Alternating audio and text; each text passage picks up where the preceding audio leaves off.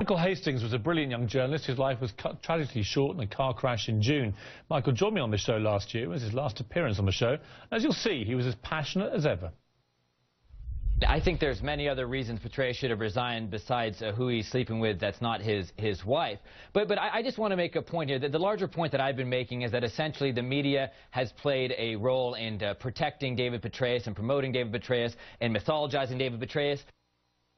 Well, the people have spoken out about his life and death, but for the first time we're going to hear now from his widow, Elise Jordan, who joins me exclusively. Elise, good to see you. Thanks for having me. You've been a regular on the show as well as Michael. Incredibly sad, incredibly tragic. How are you, first of all? Just taking it day by day. I was blessed to have the time with him that I had, so I feel very lucky for that, and just taking it day by day. There have been, as there always are in these situations, wild conspiracy theories that he was chasing some hot story, maybe connected to that, his late-night car crash in Los Angeles, other theories too.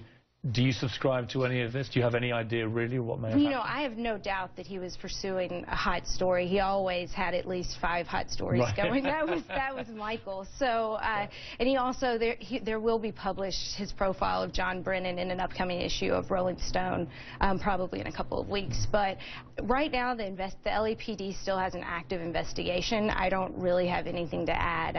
My gut here is that it was just a really tragic accident, and I'm very unlucky, and the world was very unlucky. He was a real one-off. I mean, the passion he brought that night on the show, the clip of the show was only half of it. He ripped into Petraeus and all those defending him and so on. It was very much his template. He was a passionate man, wasn't he? Well, he loved to always challenge conventional wisdom, and that's what I think. There was so much controversy surrounding the McChrystal article, and if people actually really read the article, it's less about the quotes here and there than it is the entire narrative that he brought together, which was challenging the narrative that counterinsurgency was working in Afghanistan. And so with the publication of that article, you can really see where the trajectory of the Afghan war changed, and he really had such an impact. Well, huge impact. The New York Times, after he died, published an obituary which cast a bit of doubt on Michael's reporting, and you sprang to his defense, I thought, in a magnificent way. You wrote to the New York Times demanding that they retract some of these comments because you felt it was very unfair. Tell me about that. Well, it's absolutely ridiculous and totally classless, and I think that the New York Times just has a real problem sometimes when other people get scoops in recognizing the contributions of other journalists. And if the obituary writer had bothered to go back and read the report, she would see that what she put out there actually was factually inaccurate. And so I still feel very strongly that we should have a retraction, but clearly the New York Times management can't step up to the plate and admit they made a mistake. Yeah, pretty shocking behavior, I thought, all around by the New York Times. They should have just done it because you were right and they were wrong. Turning to the general news agenda since Michael's death, he'd have loved all this, wouldn't he? The NSA, Edward Snowden, even all the chatter now, the intelligence. This was right up his wheelhouse. No, I mean, absolutely. There isn't a more contentious time for national security reporters than right now. I mean, the Obama administration has an epic crackdown on national security reporters. They're, risking going to prison if they don't reveal their sources. They have, launched investigations on more whistleblowers than the previous 3 administrations combined. And so definitely there was a climate of, I feel like, fear.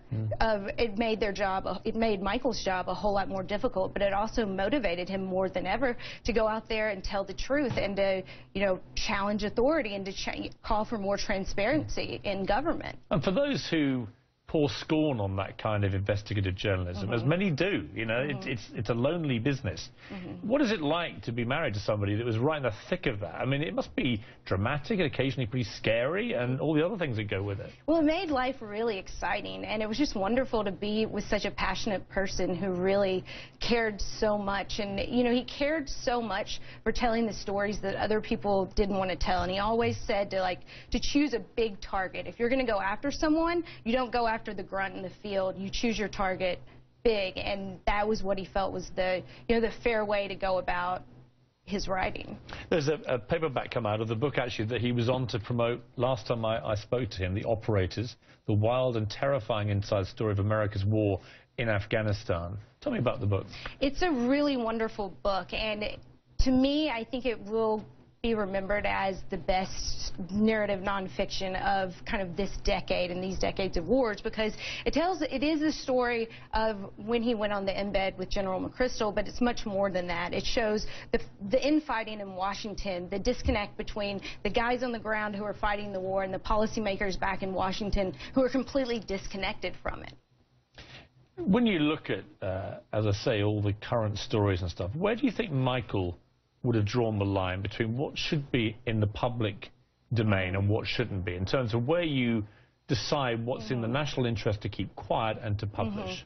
Well, Michael, I mean, he was a pretty big believer in radical transparency overall, but, you know, in his previous commentary on WikiLeaks, for example, you know, he was a supporter of Julian Assange, but he thought that the redaction should have been taken more seriously and that mistakes were made, and had they been more careful and just secure. And that's, you know, the heavy burden of these whistleblowers, if they're going to do it and if they're going to make a big statement, if they are going to, you know, release highly classified documents, it has to be absolutely